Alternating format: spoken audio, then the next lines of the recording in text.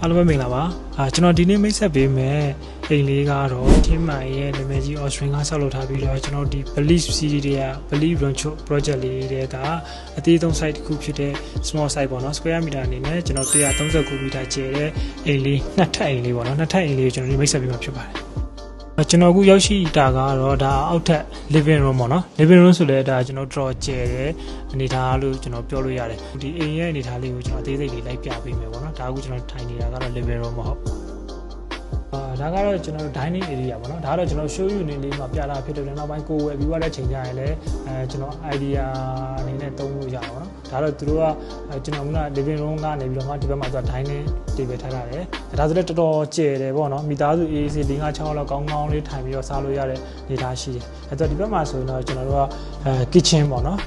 kitchen ဒါကတော့သူတို့ maybe show you နေဖြစ်တဲ့အတွက်သူတို့ idea နဲ့လုပ်ထားတာပေါ့နော်ကျွန်တော်တို့မြန်မာတွေဆိုရင်တော့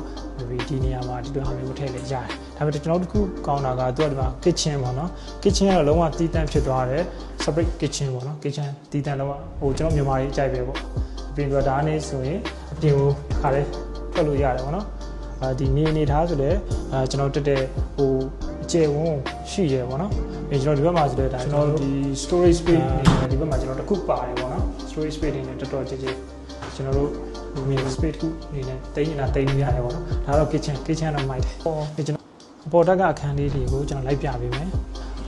သူက Belief Series ဖြစ်တဲ့အတွက်သူတို့သုံးထားတဲ့ပစ္စည်းတွေပေါ့နော်ဒီ furniture တွေကအစကျွန်တော် luxury ဆန်တာကိုကျွန်တော်တွေ့ရတယ်ပေါ့နော်ဒီလက်ကင်တွေအခန်းတွေပေါ့နော်အရင်ဆုံးအနေနဲ့ကျွန်တော်master bedroom လေးကိုတစ်ချက်ပြပေးမယ်ပေါ့နော်ဒါကတော့သူတို့အိမ်ခန်း3ခန်းထဲမှာဒါက master bedroom အခန်းပေါ့နော်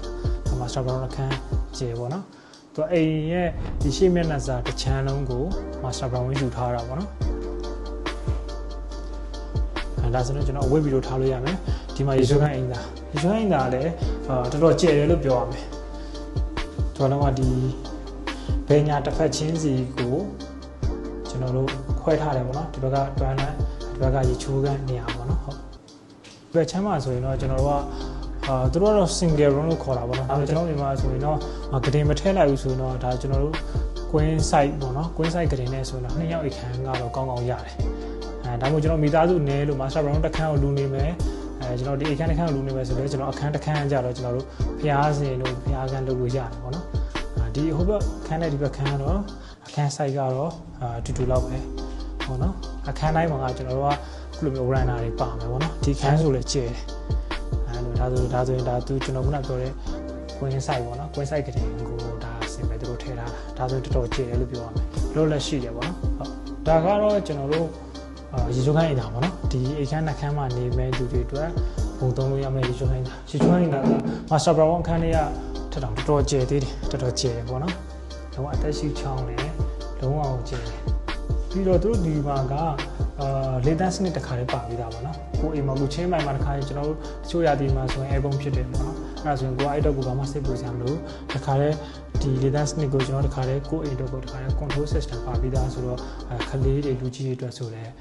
တော်တော်အဆင်ပြေကျွန်တော်ပြောလို့ရတယ်သူအိမ်ခန်း3ခန်းပြင်မဲ့သူ master bedroom တစ်ခန်းပေါ့နော် master bedroom တစ်ခန်းပါမယ်ဒီချိုးခန်းအိမ်သားကကျွန်တော်တို့3ခုပါတယ်သူ master bedroom ထဲမှာတစ်ခန်းပါတယ်ပြီးကျွန်တော်ဒီအောက်ထပ်မှာတစ်ခုပါမယ်ပြီးအပေါ်ထပ်မှာ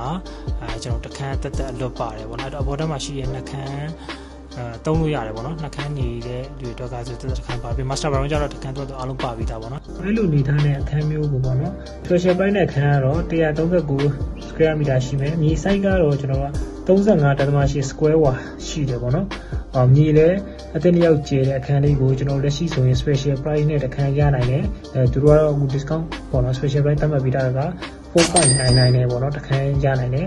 normal price ဆိုတော့ကျွန်တော်တို့က5.68 လောက်ကစတယ်ပေါ့နော်ဒီ project ကဟုတ်ကျွန်တော်ဒီ project လေးနဲ့ပတ်သက်ပြီးတော့အသေးစိတ်သိချင်တယ်လူကြီးမင်းအနေနဲ့ project visit လာခြင်းနဲ့ဒါမှမဟုတ် online ကနေဒီ project ကိုကြည့်ချင်တယ်ဆိုရင်တော့ကျွန်တော်တို့